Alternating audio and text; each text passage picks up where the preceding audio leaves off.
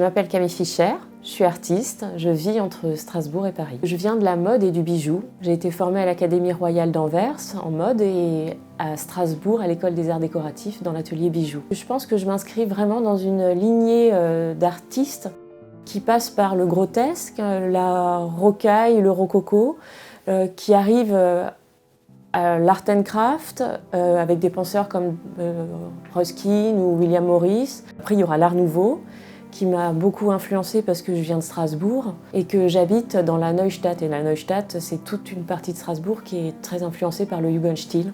J'aime bien quand les choses ne sont pas entièrement définies. Et dans mon papier peint, il y a des coins d'ombre, il y a des aspérités. C'est vraiment une flânerie pour l'œil. C'est comme une sorte de tremplin pour l'imaginaire, la sensualité et la rêverie.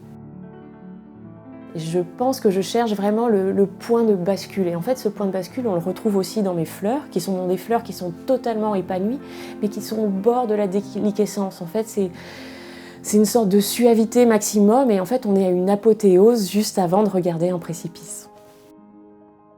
C'est des couleurs transparentes, opalines, qui sont tout le temps en train de varier. En fait, un rose va tirer vers un orangé, ou vers un ocre, ou vers un mauve, par exemple, il va aller vers le gris. En fait, c'est toujours des couleurs qui dérivent, en fait. Mais j'aime cette divagation. En fait, c'est Victor Hugo qui disait « extravaguer, on part de quelque chose » et ça...